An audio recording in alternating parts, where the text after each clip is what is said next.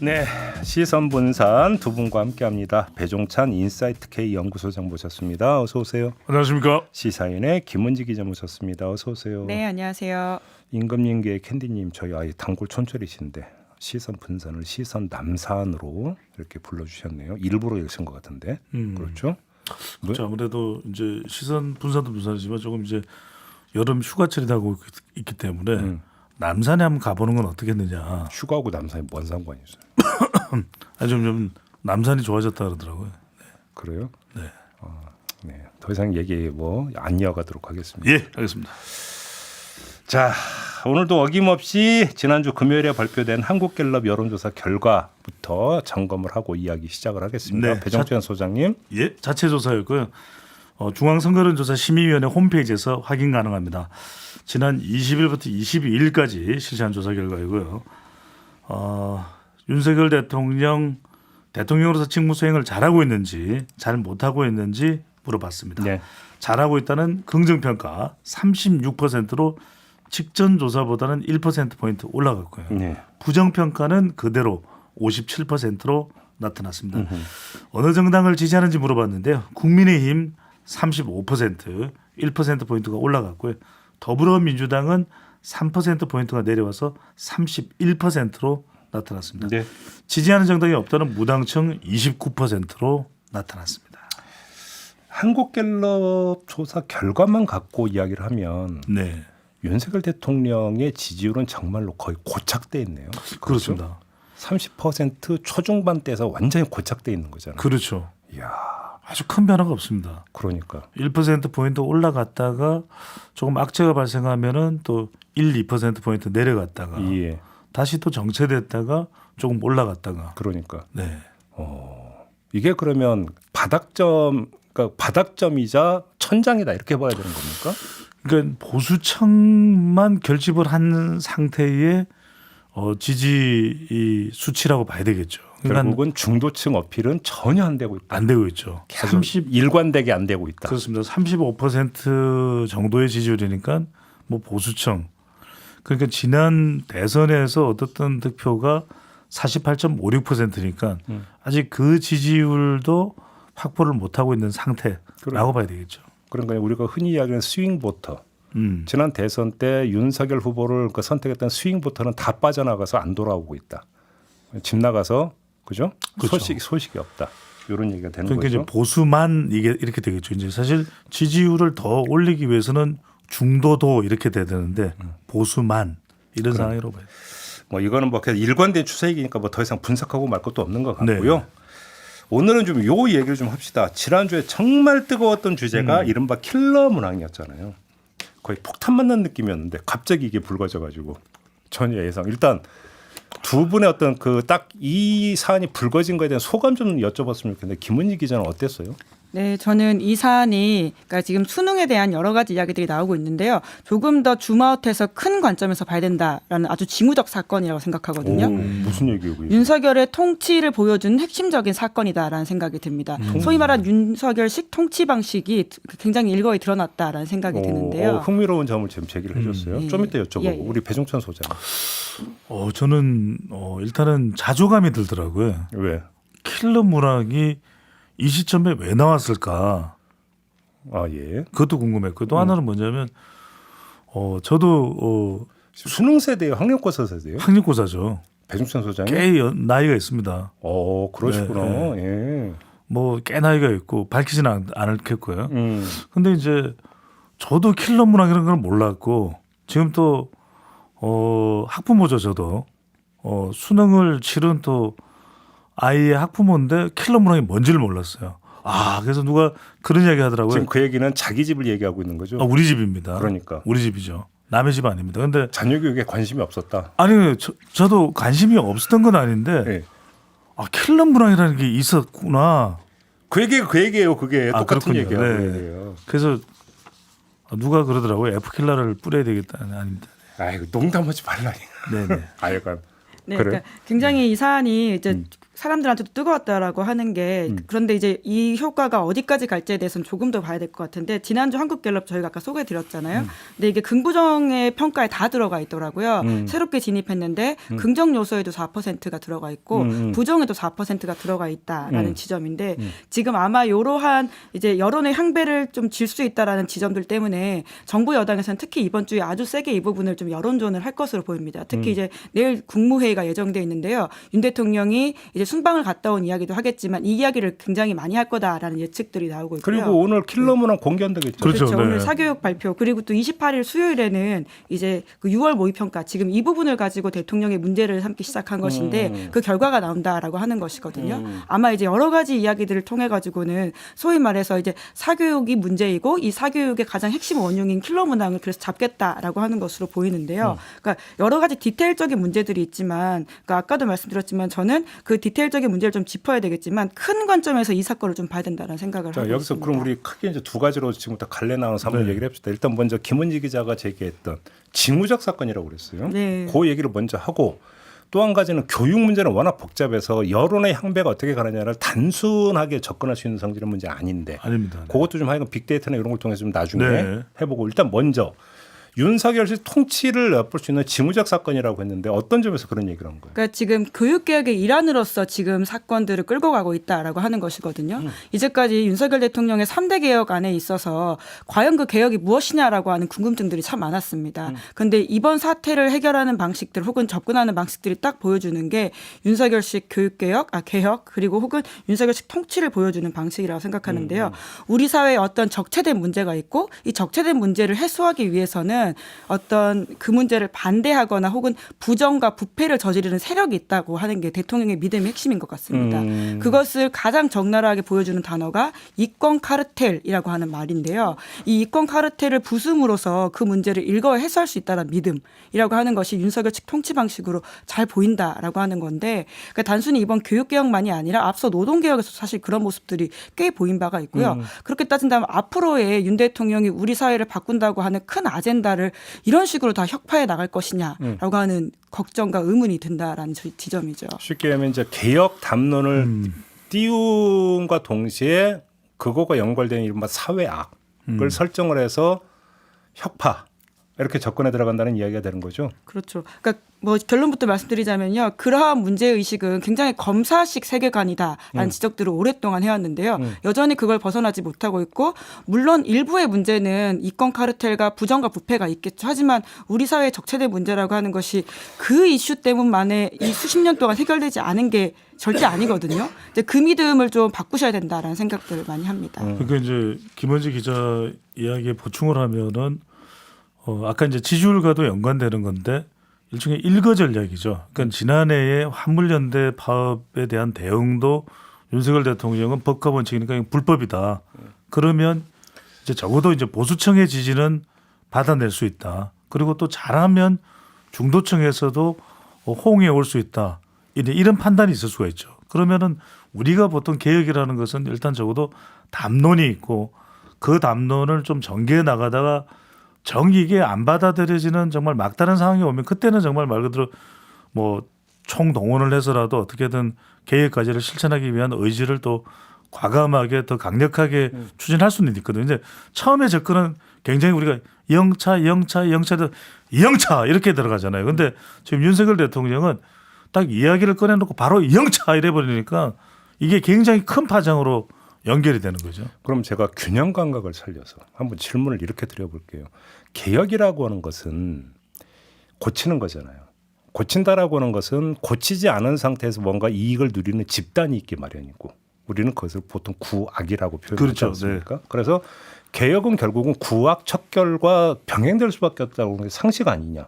그렇게 놓고 본다면 윤석열 대통령의 접근법이 뭐가 문제냐. 이렇게도 얘기할 수 있잖아요. 네. 어떻게 생각하세요? 요건 제가 먼저 짧게 말씀드리고 이제 말씀드리면 그래서 지난번에 이제 불법 파업이 강조됐을 때는 지지율이 올라갔었어요. 그 말씀 뭐냐면 방금 전에 김종필 앵커께서도 분석을 하셨듯이 불법과 파업이라는 게 이제 연결됐을 때는 그 효능이 발생이 되죠. 그 개혁에 대한 접근과 시도가. 그러니까 이번의 경우에도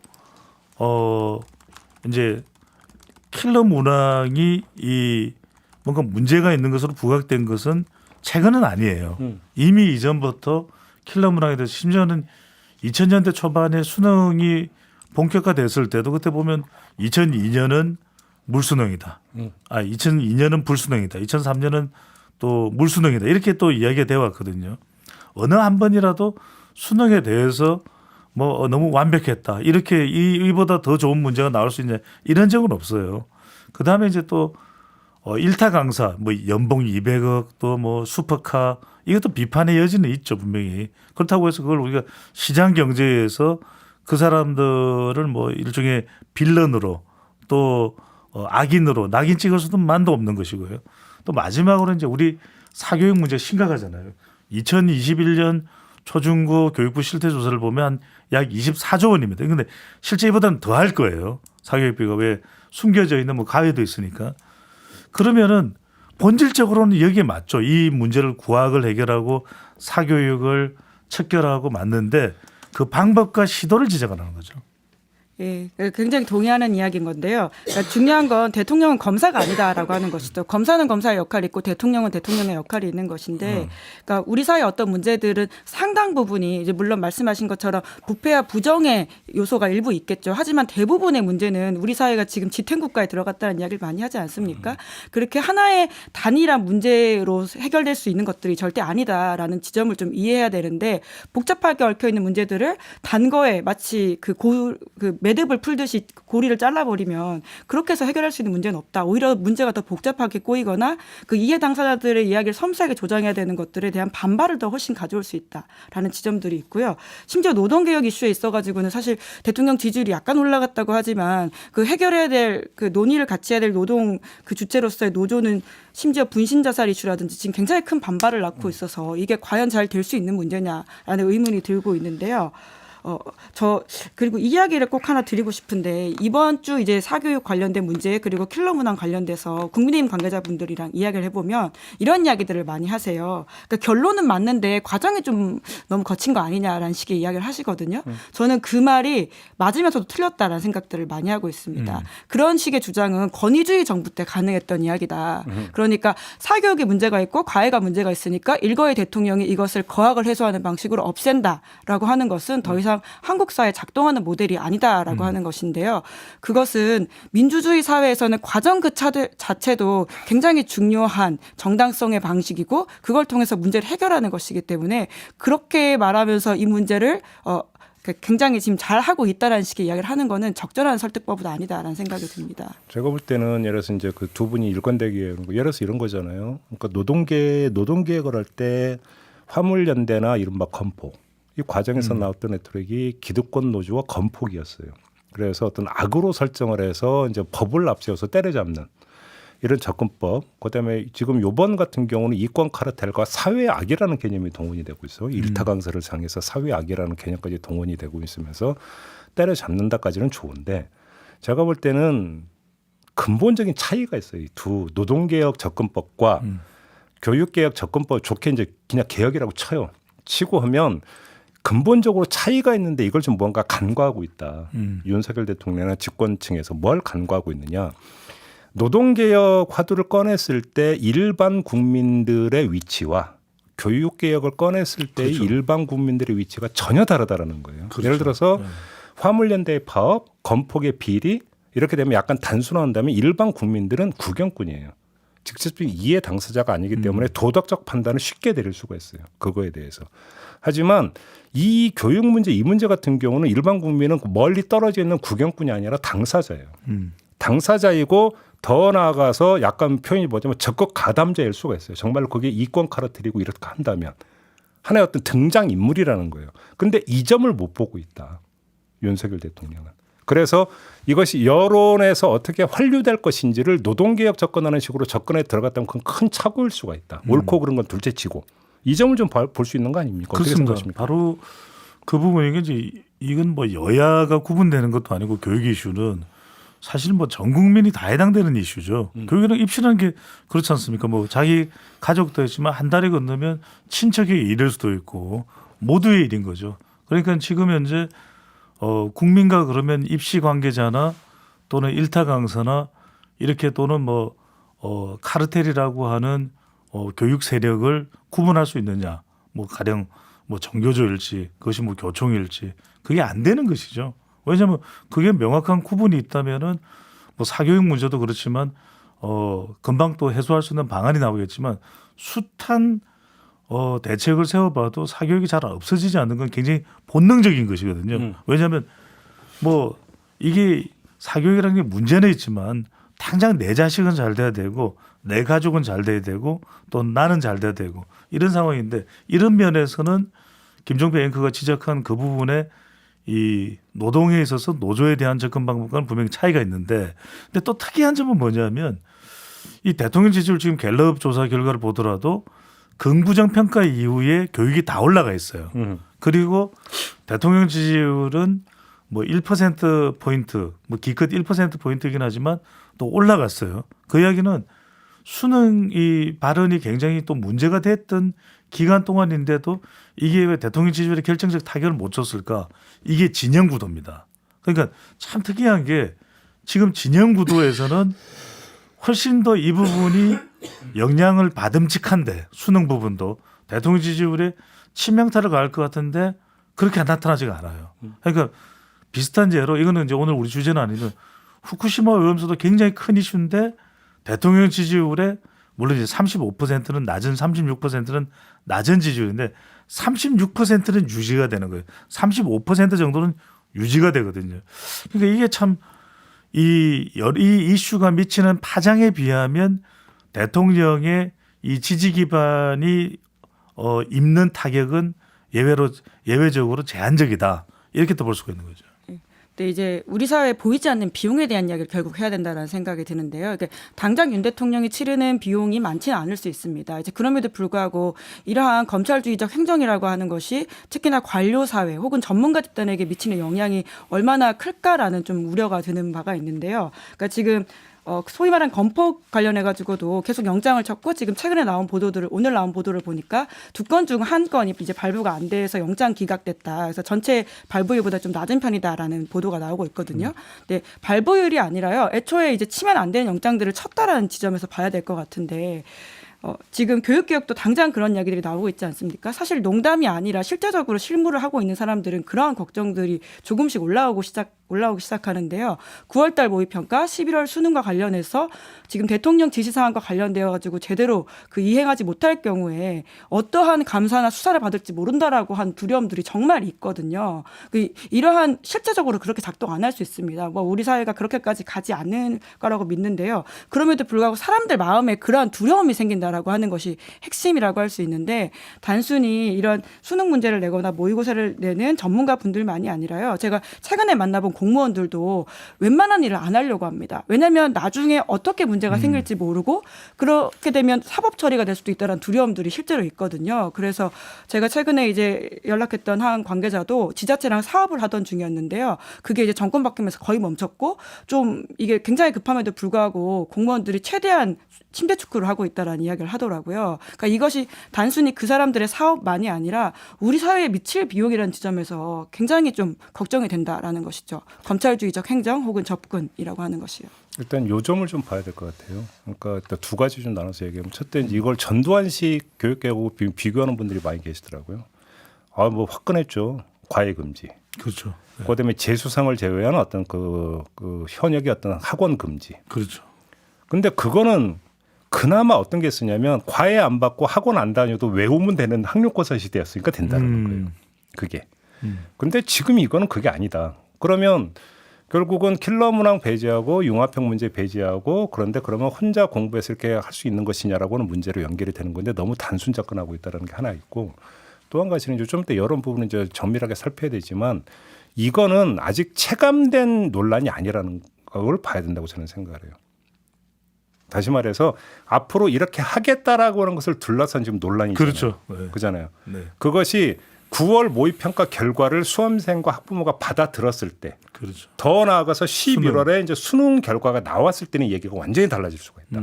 만약에 그 사이에 이게 정리가 되지를 못하고 뭔가 혼란상이 출제에 그대로 반영이 되어버렸고 그래서 그러니까 그것이 수험생들에게 일일이 영향을 미치는 결과가 나왔을 때는 움직임이 달라질 수도 있다는 것들을 봐야 된다. 왜 그러냐면 이건 가상 상황을 염두에 두고 이렇게 될 것이다라고 하는 예측 게임의 성격이 있기 때문에 진영 따라가는 부분이 있다는 거예요.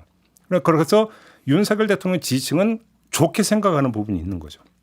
그런 점에서. 하지만 결과물을 받아들였을 때는 얘기가 달라질 수 있다. 그러니까 지금 김종뱅크의 이야기가 사실 기준이 돼버리는 거죠. 무슨 말씀이냐면 지금 그러니까 뭐 이준석 전 대표는 이것이 내년 총선에도 영향을 미칠 것이다 이런 이야기를 하거든요. 19세 유권자들, 그렇죠. 20세 유권자들. 그러니까 예상컨대는 뭐냐면 답은 나왔어요.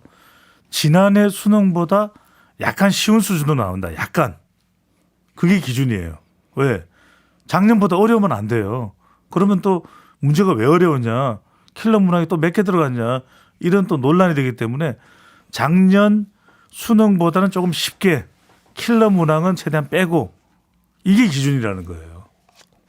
그러니까 이미 가이드라인은 나와 있고 미치는 파장이 최소화되는 것, 이 지점을 기준선으로 해서 출제자들이 출제를 할 것이다. 그리고 이제 현직 교사들이 들어가서 문제를 풀잖아요. 아, 작년보다는 조금 쉽다. 이런 반응들이 나올 때까지 점검을 하겠죠. 당연히 그렇게 되겠죠. 그러니까요. 근데 문제는 이제 그 불안감이 증폭이 되어 있는 상태에서 이거는 가상상 예를 들어서 출제 오류가 하나라도 만약에 나온다. 실제 수능에서. 그럼 이게 폭탄이 될 가능성도 대단히 높다고 봐야 되는 거죠. 이건 뭐 수능 폭탄이 되는 거죠. 근데 아무튼 뭐 그렇고 치고 여론 움직임이 좀 어떤지 빅데이터를 한번 볼까요? 예, 빅데이터를 한번 보시면은 지금 이제 화면에서 바로 이제 빅데이터를 보실 수가 있는데 일단은 좀 올려주시겠어요? 네네. 네, 계속 말씀을 이어가 네네. 주시죠. 일단은 이제 연관어입니다. 먼저 킬러 문항과 그 다음에 이 공정수능과 킬러 문항 관련된 연관어가 되겠죠. 네네. 그래서 이 연관들을 보시게 되면은 대체적으로 지금 내용이 학원 공정수능은 학원 교육부 자 테두리가 되어 있거나 색깔이 칠해져 있는 부분들이 조금 더 비중이 높다 이렇게 보시면 됩니다.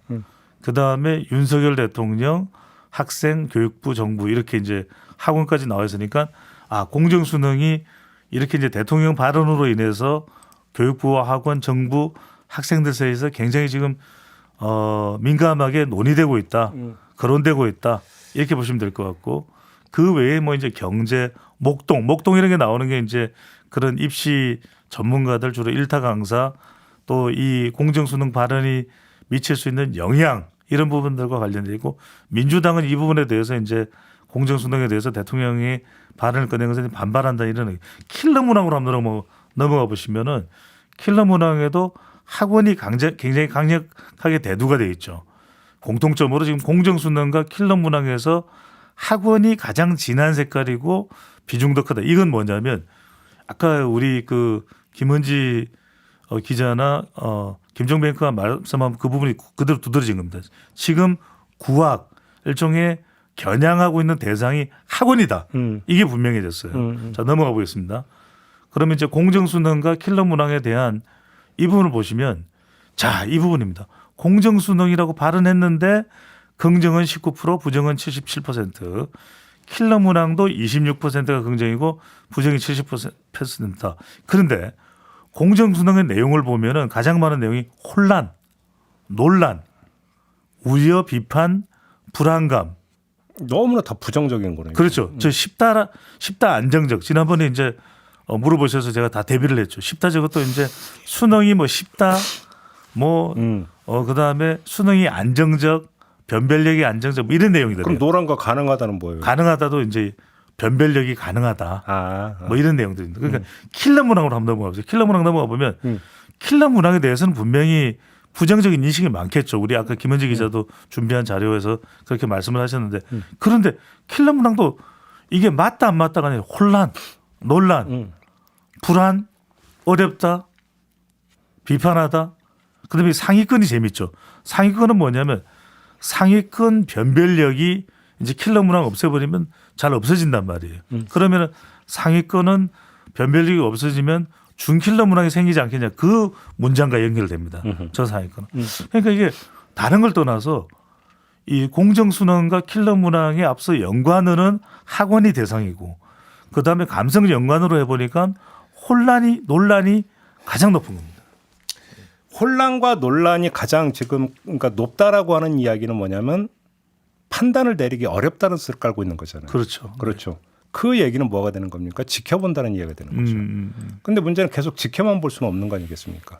어느 순간에 판단을 내리게 되는 거 아니겠습니까? 그러니까요. 지난 한 주간 진행이 됐던 논란과 공방이라고 하는 것은 일정하게 빌공짜 사항에서 진행된 부분이 있다. 왜 그러냐면 체감된 어떤 현실이 아니라 예측된 현실 속에서의 논란이다라는 것이죠. 그래서 이거는 갈수록 강화될 가능성이 높다고 그러니까 저는 개인적으로 그렇게 보거든요. 이것이.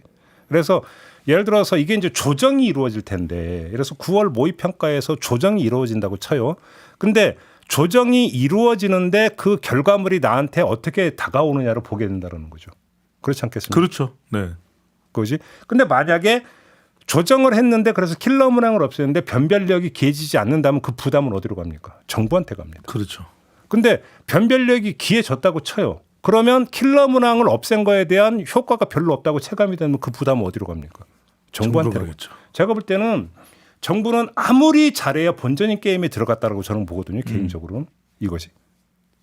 그러니까 교육 문제라고 하는 게 그렇죠. 그러니까 당장 이제 몇 개월 후를 염두에 두고 하는 것이 아니라 이제 그 소위 말한 백년지 대계라는 굉장히 지금은 100년을 가고 우리가 하는 정책을 할 수는 없겠지만 적어도 4년의 텀을 두면서 이렇게 예고해왔던 것들이 있는데 지금 이렇게 불쑥 5개월 전에 예열도 없이 폭탄을 던지는 상황이라고 하는 게 주는 혼란에 대해서는 여러 걱정이 들 수밖에 없고요. 그러니까 저는 거기에 더해서 이제 굉장히 징후적 사건이다라는 말씀을 드렸는데 또 하나 좀 드리고 싶은 말씀이 이제 수능이란 디테일보다는 이에 대응하는 정부 여당에 대한 이야기인데 특히나 이제 여기에 대해서 이제 초기에 비판들이 강하다 보니까 정부 여당에서 나왔던 이야기가 대통령은 이제 이 입시 부정 수사를 맡았던 전문가다라는 식의 이야기가 있었고 뿐만 아니라 지금 사교육시장이 운동권 세대와 결탁해서 이권 카르텔이다라는 식의 이야기를 한 바가 있습니다. 이 두 가지가 보여주는 장면이 전 되게 많다고 생각을 하는데요. 그러니까 대통령은 2021년 6월 달에 정치 참여 선언, 그러니까 소위 말하는 대권 도전이죠. 그때 그 출마 선언문에도 보면 이권 카르텔을 혁파하겠다라는 이야기들이 굉장히 많이 나와 있거든요. 근데 그 이권 카르텔을 가리키는 사람들의 범주가 점점 넓어지고 있다. 그러니까 이것은 마치 박근혜 정부 때 종북 혹은 문재인 정부 때 적폐와 같은 단어가 되고 있다는 느낌이 드는데요. 이렇게 되면 이런 문제는 해결할래야 할 수가 없다라는 지점들이 있고요. 뿐만 아니라 이제 검사여서 수사해봤고 전문가다라고 하는 그 논리가 이게 되게 진지하게 나오는 이야기거든요. 그러니까 이게 윤 대통령이 대통령 출마 선언했을 때부터 주변 분들이 꽤 했던 이야기입니다. 윤 대통령이 뭐 경제를 잘 모른다라는 걱정이 있는데 특수수사 많이 해봐서 잘 안다 이런 이야기 있었는데요. 그게 나오는 발언의 어떤 근원지가 대통령이었구나라고 하는 것을 이번 좀 워딩들을 보면서 느끼게 된 게 좀 많았습니다. 당내 경선 토론할 때 유승민 의원을 보면서 검사가 경제 잘한다고 본인 입으로 얘기를 했어요 그때. 그러니까 단순히 경제만이 아니라 이제 달아봤던 수사를 통해서는 모든 게 전문가가 될 수 있다라는 그 사고 방식이 대통령으로부터 기원했고 그것이 굉장히 지금 문제의 여러 가지 걱정의 핵심일 수도 있겠다라는 생각이 들어요.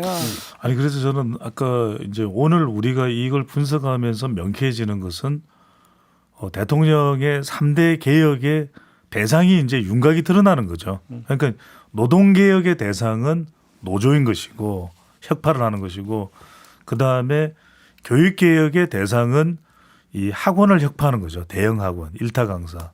이게 이제 명확해졌는데 근데 따지고 보면 사교육 문제나 우리 교육개혁의 문제가 사교육에만 놓여 있는 건 아니지 않습니까?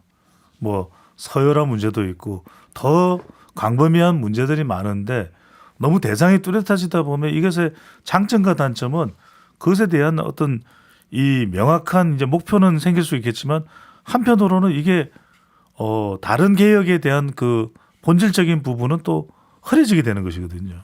더 핵심적인 것이. 자, 한번 비교를 해봐요. 3대 개혁을 걸었잖아요. 연금개혁, 노동개혁, 교육개혁.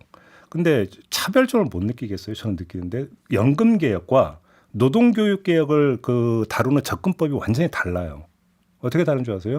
연금개혁은 먼저 치고 나가질 않아요, 정부가. 그렇죠. 예. 자, 먼저 국회에 맡기고 그다음에 그 정부안은 올해 말쯤이나 나온다라고 하면서 계속 지켜보면서 따라가는 어떤 그런 모드였어요. 그런데 노동교육개혁은 먼저 치고 나가고 그 뜬금없이 치고 나가는 거예요. 보통 그 개혁 청사진을 발표를 하고 그래서 실행 계획을 짜고 어떤 뭐 타임 테이블을 그러니까 만들고 하면서 이렇게 접근하는 게 아니라 뭔가를 빵 때려버리고 그 다음부터 드라이브를 거는 네, 이런 네. 방식으로 가고 있는데 왜 그러냐라는 거. 그럼 연금 개혁과 노동교육 개혁에 대해서 접근법이 완전히 다른데 제가 볼 때는 왜 다르냐? 연금 개혁은 지지층들이 더 이해관계가 걸려 있어서 그렇다고 지지층이 봐야죠. 아니죠. 연금 개혁은 전 국민을 상대로 하는 거예요. 그거는 전 국민을 상대로 하는 건데 노동과 교육 개혁은 타겟팅이 가능하다고 본 거예요. 타겟팅이 가능하고 타겟을 설정하면 다수의 국민들이 여기에 지지할 거라고 설정을 하고 정치적으로 접근한 거죠. 그러니까 선악을 구분해서 그렇죠. 네. 그래서 어떤 말 그대로 아까 구악을 설정해서 구악을 때리고 법을 앞세워서 구악을 때리면 다수의 국민들이 지지하고 성원할 것이고 지지율이 올라갈 것이라는 정치적 판단을 내려가지고 때리고 들어가는 걸로 같지만 연금 개혁 같은 경우는 어떻게 되느냐? 정치적 접근이 아니라 굳이 말을 지었는데 정책적 접근을 했다. 다르다. 이게 접근법이 완전히 다르다는 그러네요. 것이죠. 네. 그런 점에서 교육 개혁 같은 경우도 왜 이렇게 가고 있는지를 여기서 그러니까 그대로 엿볼 수 있는 거 아니겠습니까? 결국은 뭐를 악을 설정해 놓고 악을 때리는 이 방법을 통해서 개혁을 밀어붙이겠다라고 하는 이런 식의 어떤 접근법이다. 이게 이런 얘기가 되는 거죠. 그렇다면 결론적으로는 이 연금 개혁은 상당히 어려운 일, 또 지난한 일 그런 상황이 되겠네요. 그렇죠. 그러니까 어찌 본다면 기약이 없을 수도 있다. 연금 개혁은. 그리고 놓고 보면 이번에 그 킬러문항 얘기하면서 이철규 사무총장이나 이런 사람들이 일타 강사를 타겟팅 삼는 것도 제가 볼 때는 개인의 오버에서 나온 게 아닐 수도 있다라고 봐요. 어찌 본다면 집권 세력 내에서 핵심 그룹이 어떤 공유하고 있는 발상법일 수도 있다. 이거는 이것이 이제 이게 먹히느냐는 전혀 다른 차원의 문제인 거죠. 근데 안 먹히고 있다라는 거죠. 그런 식으로 따져버리면 스포츠 스타도 그럼 사회악이 이게 그렇지 않나요? 그렇지 않습니까? 그런데요. 연봉이 뭐 수십억 되는 야구 선수들이 있으니까 프로야구 뭐 프로 그러니까 종목. 제가 볼 때는 네. 그다음에 더 중요한 부분은 뭐냐면 이게 먼저 빵 때리면서 나가는데 이것도 큰 틀에서는 빵 때리는데 디테일하게 들어가면 또 정반대인 거예요. 예를 들어서 킬러 문항이 문제다라고 빵 치고 나간 건 좋은데 그러면 예시가 나와줘야 되는 거거든요. 바로. 이게 그런 경우다가 없었어요. 없었잖아요. 그다음에 일타 강사가 문제다라고 하면은 일타 강사에 뭔가를 잡아서 같이 때려줘야 되는 거거든요. 도덕적으로 국민들이 손가락질할 수 있는 뭔가를 거리를 던져주면서 치고 나는데 이것도 없는 거예요. 그러니까 헛방인 거죠. 공포탄인 거죠. 이것도 그런 점에서. 그러니까 그 얘기를 정리하면 감정이 앞서고 있다. 이런 얘기가 되는 거죠. 적개심이 앞서고 있다는 얘기가 되는 거죠. 뭔가 치밀하고 정교한 개혁 프로그램을 짜고 접근하고 있다는 게 아니라는 거예요. 빵 때렸지만 빵 터지지 않는. 그렇죠. 일종의 뻥축구 비슷한. 네, 그래서 지난주에 가장 많이 받았던 질문이 대통령이 지금 왜 이렇게 발언을 하고 이렇게 나가고 있는 것이냐라는 식의 이야기를 굉장히 많이 들었는데요. 사실 이제 관련해서 킬러 문항에 대한 문제점을 지적한 게 3주 전 저희 보도였었거든요. 그래서 설마 그 기사를 보고 이런 건 아니냐라는 식의. 그러면 지금 시사인이 문제였던가 지금? 아니, 저희가 제기한 문제 제기는 킬러 문항과 사교육이었는데요. 이걸 이런 식으로 풀면 절대 안 된다라고 하는 것이 또 이번 주에 나가는 저희 보도 기사입니다. 잘 읽어주십시오. 시사인의 홍보까지. 깨알 홍보를 이 틈을 인사이드 K 잠깐 홍보할까요? 뭐 네, 없네요. 그러니까 네. 제가 저도 개인적으로 킬러문항이 좀 너무 과하다, 심하다. 저도 거기는 동의하거든요. 그렇죠. 킬러 문항도. 그리고 사교육이 문제가 있다. 이건 당연하게 그렇죠, 모두가 동의하는 대전제일 겁니다. 취지는 이해가 네. 되죠. 예. 네. 하지만 이런 식의 해법과 문제 접근이라고 하는 것은 이제 아까도 제가 말씀드렸지만 크게 두 가지. 검찰주의적 통치라고 있다. 그리고 대통령이 정말 자기가 전문가라고 믿고 있다. 이 두 가지가 드러났고 큰 문제로 발현될 수 있다라는 점이 걱정된다라는 거죠. 그렇게 놓고 보면 뭔가 준비가 안 돼 있다. 뭔가 준비가 안 돼 있고 뭔가 좀 즉흥적이다는 생각 안 드세요? 이게? 지금 상황들을 보면 굉장히 그렇죠. 심지어 어수선하죠. 국민의힘 안에서도 그런 얘기가 나오고 어수선하죠. 있습니다. 아니 그러니까 이게 저는 정말 코미디가 아닌 게 이게 너무 그러니까 용산이나 국민의힘에서 나온 얘기가 대통령은 지난해부터 계속 지시를 했다. 킬러 문항 없애라고. 그래서 안 들어서 이 얘기를 했잖아요. 근데 지난해부터 지시 내렸다라는 거 얘기 혹시 들어보셨어요? 기자니까 한번 얘기해 보세요. 그러니까요. 이제 만약에 그랬다면 정말 불투명하게 이 중요한 과정들이 이루어졌다는 점에서도 지적을 해야 되는 것이죠. 오히려 그럼 예. 그때 청사진을 그때 내놨어야 되는 그렇죠. 거거든요. 방향을. 예. 그러니까 정말 지시했다면 그때 왜 공개하지 않았었냐라는 지적을 할 수밖에 없죠. 그러니까 그게 더 말이 안 되는 거죠. 그렇죠. 그러니까 기승전이 없이 갑자기 그러니까 아까도 제가 말씀드린 예열 없이 폭탄을 던진다라고 하는 것은 굉장히 당황스러울 수밖에 없다. 이걸 이제 전문 용어로 급발진이라고 하는 거죠. 아, 급발진 정책. 아니 그러니까 오늘 진행되는 주제를 보니까 아까 그 시선 분산이 아니라 시선 남산이 맞네요. 아 그래요? 네네. 왜요? 시선을 어디로 향해야 될지 모르겠어요. 이 정책을 볼 때는. 그래요? 예. 뭐 보긴 어디로 봐요? 대통령만 보면 되지. 그러니까 모든 게 대통령부터 비롯되는 거 아닌가요? 남산이니까 막 그 용산 거쳐서 막 아니 내가 볼 때 한남동. 시선 집중이 맞는데 대통령한테 집중. 이거 아닌가요? 네. 정치권의 분위기를 산술적으로 전해드린다. 시선 네. 분산. 아까 코너 제목 말씀해달라고 하시던데요. 네. 알겠습니다. 그래서 저는 자 오늘 아무튼 이제 뭐 그 킬러 문항 그 사례가 이제 그 3년치 모아서 오늘 발표되죠. 오늘 발표한다고 하는데 참 그것도 참 뭐한 게 일주일 넘게 하는데 그 3년치 그것도 이제 3년치라고 하는 건 수능 기출 문제잖아요. 그렇죠. 수능 기출 문제 3년치를 추리는데 그렇게 오래 걸린다라는 것도 참 그것도 그렇다라는 생각도 좀 많이 들던데. 이미 다 알고 있을 것 같아요. 아무튼 어떻게 아마 이제 그 전개가 될지 한번 요 얘기를 좀 한번 좀 그다음에 6월 28일에 아마 그 6월 모의 평가 아마 성적 예, 통지가 있는 걸로 나오죠. 제가 알고 네. 있거든요. 아마 요번 주도 내내 아마 이 논란이 계속될 것 같으니까 좀 계속 한번 지켜보도록 하고요. 오늘 시선분산 뭐 두 분 못다한 말씀 없으시죠? 자 이렇게 마무리하고 정리하도록 하겠습니다. 두 분 수고하셨고요. 저도 함께 물러가겠습니다. 고맙습니다. 네, 고맙습니다. 감사합니다.